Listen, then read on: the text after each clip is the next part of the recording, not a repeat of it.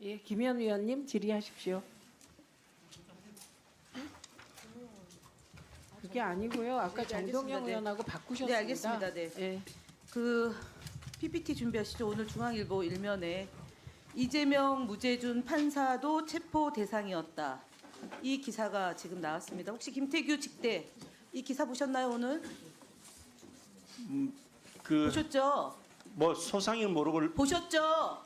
헤드라인만 질문이 봤습니다. 보셨죠예요. 왜냐하면 방통위는 언론 보도를 모니터링해서 예, 헤드라인 봤습니다. 예, 이것에 대해서 같은 판사 출신으로서 어떻게 생각하십니까? 사법부를 대통령이 농락하고 있는데 이에 대해서는 판단이 그 없습니까? 부분에 대해서는 제가 답변 드리는 게 적절치 않아 보입니다.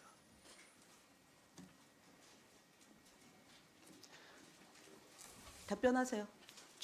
저 방금 답변 드렸습니다. 적절치 않다. 예. 그러면은 보통 통상 이다 아니다 해서 그러면은 생각이 없다라는 거죠. 그러면 이에 대해서 어떤 생각도 없다. 계엄에 대한 생각도 없고 만약에 국무회의 참석했다라면 만약입니다. 그럼 어떤 입장을 피력했을 것 같습니까? 저는 객관적으로 제가 알고 있는 내용에 어떤 대해서는 입장을 피력했을 답변은 것 같습니까? 그 역시도 가정적인 질문이라서 알겠습니다. 제가 그러면 답변 이 드리는 건 사태에 적절치 대해서 않습니다. 국무위원은 아니지만 배석자의 입장에서 사과하신 적 있습니까? 국민들에게? 달리 그런 적 사과하십시오. 없습니다. 그 역시도 저는 지금 사과하십시오. 지금 사과 안 한 국무위원은 딱 한 명. 김문수 장관이었습니다. 직무대행 국민들에게 사과하십시오. 사법적 판단이 앞서 있기 때문에 거기에 대해서 관련된 어떠한 의사표현도 적절치 않다고 생각합니다. 저는 하지 않겠습니다. 사과하지 않은 겁니까? 사과하지 않는 것이 아니고 거기에 대한 제 의견을 표명하지 않겠다고 말씀을 그러니까 드립니다. 사과하지 않는 거죠. 뭐 말장난 그것도 하지 마시고요. 제 자, 의견을 표현. 조성은 사무처장 나오세요. 예, 세우세요.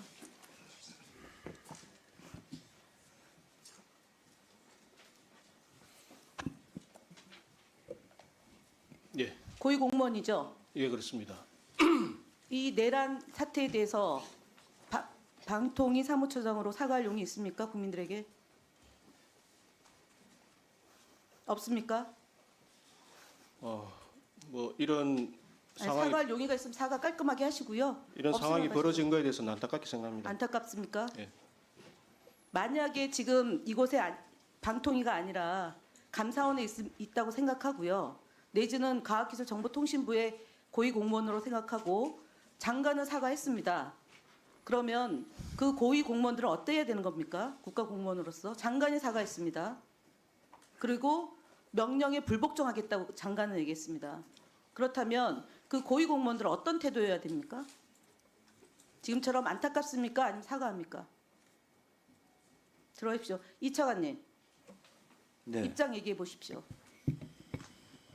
계엄 자체에 동의하기 어렵습니다. 예, 그러면은 국민들이 공포와 생명 안전의 위협을 느끼고 일상으로 돌아가지 못하고 지금 뜬 눈으로 밤을 새는 분들이 많습니다.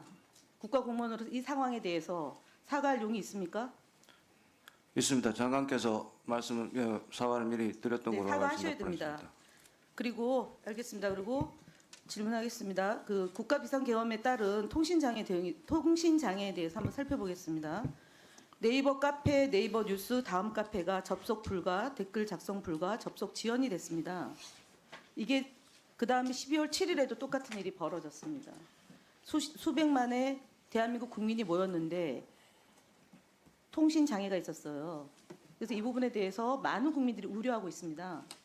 그래서 내일 있을 12월 14일 탄핵에 대한 온 국민의 집중, 그 다음에 전 세계가 집중하고 있습니다. 이에 대한 대비책이 지금 만반의 대비책이 마련되어 있습니까? 네, 일단 방송발전법에 의거해서 통신 소통에 대해서는 7일 날도 저희들이 조치를 했고 14일도 현재 준비 중에 있습니다. 예, 이 특히 댓글이 작성되지 않았습니다. 그리고 접속이 지연됐습니다. 이것은 21세기 대한민국의 그 통신 강국으로서 매우 수치스러운 일이라고 생각합니다. 왜냐하면 저희가 이런 일들이 많이 있습니다. 그리고 특히 담화문이 발표됐을 때 어떠한 내용일 거라고 몰랐다 치더라도 비상 상황이 된 겁니다. 그럼 비상 상황에 대비를 했어야 되는데 다음에는 이런 일이 발생하지 않고 국민들이 불안해하지 않도록 만반의 준비를 다시 한번 강조드리는 바입니다. 다시 한번 조치하겠습니다. 네, 살펴보시고요. 그 다음에 방통위가 앞서 말씀 답변서에 보면 비상한 시기에 대응하는 매뉴얼이 없다라고 얘기했는데 맞습니까, 방통위원장? 예. 네. 없습니까? 전시 매뉴얼만 있는 걸로 알고 있습니다. 전시가 아닌 평시의 비상계엄 상황에서 별도의 지침이나 매뉴얼을 가지고 있지 않다. 예. 없습니까? 저는 그렇게 알고 있습니다. 장관, 유상임 장관, 네네. 전시가 아닌 평시의 비상계엄 상황에 별도의 지침이나 매뉴얼 있습니까? 예, 거기에 대한 별도의 것은 없고, 없지만 그래도 우리가 유선이라도 또는 무선이라도 조치를 해야 된다고 생각을 합니다. 을지훈련, 충무훈련 왜 합니까? 예, 그것은 국가 비상 사태 발생 시 합니다. 그럼 국가 비상 상황이 발생했습니다. 그럼 충무훈련이 발동된 겁니다. 그거는 전시 재난을 말씀드리는 것입니다. 비상계엄 상황입니다. 충무훈련이 발동된 겁니다. 그래서 그에 따라서 지금 계엄이 발동이 됐기 때문에 그에 따라서 조치가 진행 중이었던 겁니다. 그래서 방통위에 사람을 보내라고 연락을 받은 겁니다. 그 조치에 따라서 방통위원장 직무대행 예. 을지훈련에 따르면 어떻게 해야 됩니까? 이런 비상 상황이 발생하면 일주일년 뭐 전체적인 뭐 매뉴얼을 제가 숙지하고 있지는 못합니다. 조정원 차장 나오세요.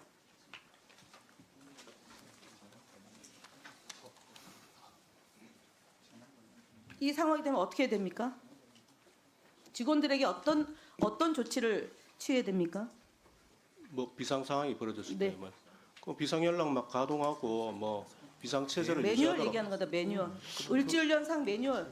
매뉴얼 내용은 뭐 기밀 사항이라 말씀드리기는 곤란합니다. 정말 들어가시고요. 기조관 나오세요. 세워주세요.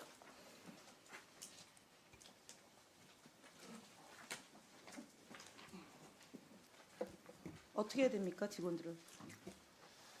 그 을지훈련 관련된 부분도 비밀로 아니 분류되어 비상 있기 상황이 때문에 발생했어요. 계엄령이 발동이 됐어요. 그러면은 사무처장이 없고 직무대행은 설거지하고 있고 그러면은 그 다음 기조국장은 어떤 조치를 해야 됩니까, 직원들에게?